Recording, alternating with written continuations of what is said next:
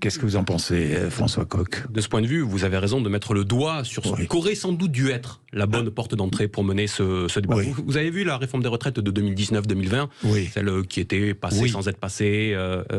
La vraie question à l'époque, c'était pas simplement la question de la retraite, c'était la question de la précarité. Mais c'était une question qui traversait toute la société. Les débats à l'époque étaient beaucoup plus intéressants que ceux d'aujourd'hui. Étaient sans doute beaucoup plus intéressants, mais il restait déjà des débats très techniques, exclusivement sur la question de la retraite, là où la question de la précarité était la question prégnante au sein de la société.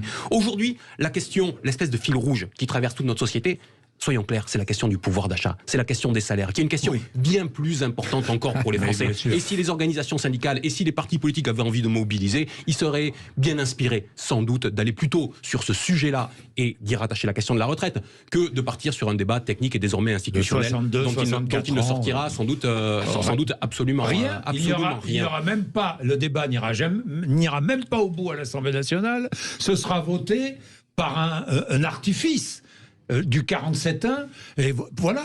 Donc aujourd'hui, sur la question du travail, qu'est-ce qu'il faut regarder? Il faut regarder la question du salaire. Il faut regarder ce que vous avez dit il y a un instant, la question de l'évolution des carrières, les perspectives d'évolution des carrières. Et il faut regarder un troisième aspect aujourd'hui, qui est la reconnaissance du travail et des travails au sein de la société. Enfin, que nous ont dit les Gilets jaunes il y a 3 ans? Sinon, la dignité par le travail, ce qu'on appelait pendant la crise du Covid, les premiers de corvée, qui étaient les premiers à se lever, qui ont eu une reconnaissance éphémère, qui est déjà balayée. Est-ce qu'on pense qu'on va pouvoir remettre toute cette poussière-là sous le tapis? Je ne crois pas. C'est cette question-là qui devrait être aujourd'hui posée. Je citais Victor Hugo tout à l'heure, un autre barbu célèbre avait dit que le domaine de la liberté commence là où s'arrête le travail par nécessité. Eh bien voilà, c'est ces questions-là aujourd'hui qui devraient être au cœur du débat public.